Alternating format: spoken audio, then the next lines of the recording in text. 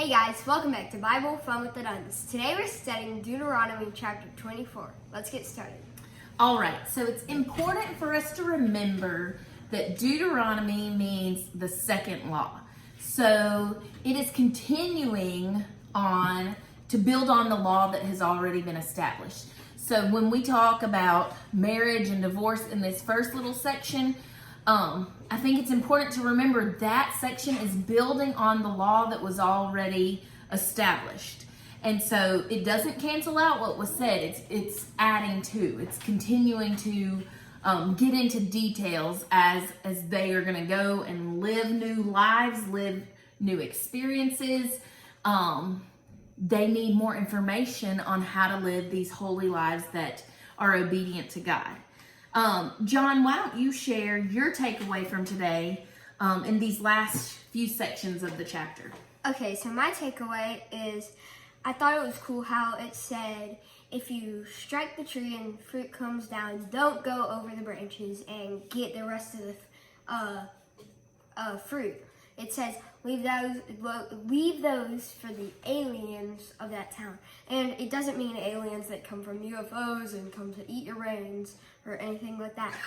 It means like the definition of an alien is something that does not belong there, or something that is not normal, is not usually there. That's right. So they're not usually at that town. So this shows how God is like, be nice, and God is giving and all that. And also, it reminds me of that one story where Ruth, she had that job and she could get all the leftovers. And that's right. So the scripture tells us leave it for the resident alien, for the widow, which is what Ruth was. Her husband died. And for the people, the orphans, the fatherless. So leave it for the less fortunate. And I love that a lot of the rest of this chapter is talking about taking care of others in need. I love that it shows God's heart to take care of us. It shows God's heart that he cares for those who are less fortunate.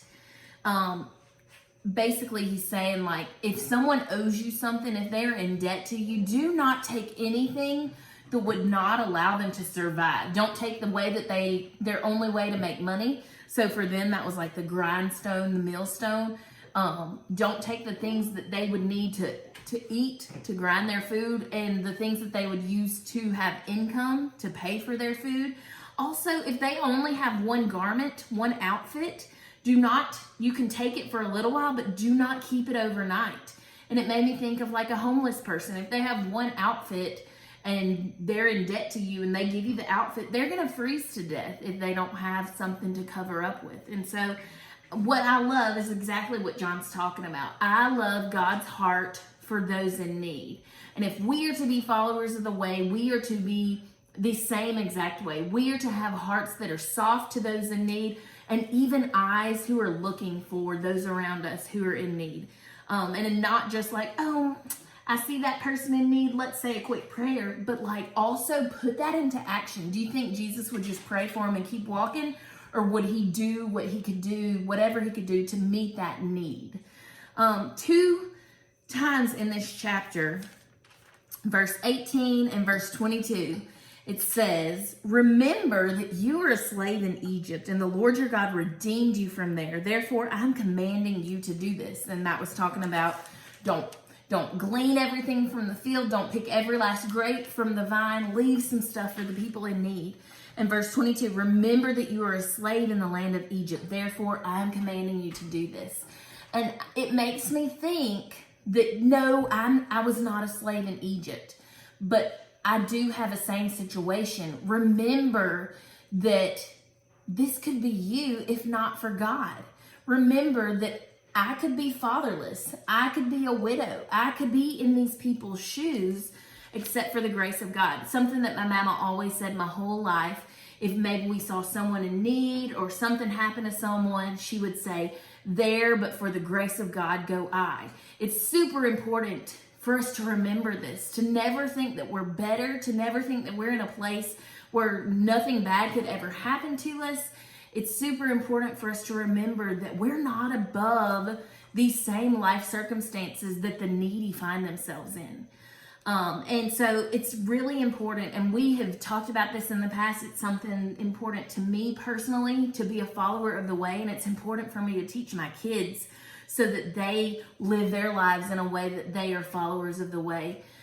Think about other people before yourself. Put others before yourself. This is exactly what Scripture tells us to do. Even to the point where you are putting yourself in other people's shoes. When you see someone in need, what if that were you? When you see someone in need, what if that were a loved one? You would want someone to care for them. When you see someone who hurts your feelings, put yourself in their shoes. Maybe they've had a really bad day. Maybe they've had a really bad long time.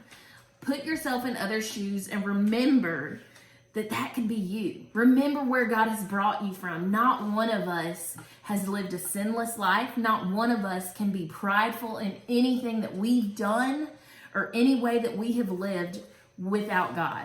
And so let us not ever stray too far from remembering where God has brought us from, and remembering that we are sinners and that we would be in a bad place without God.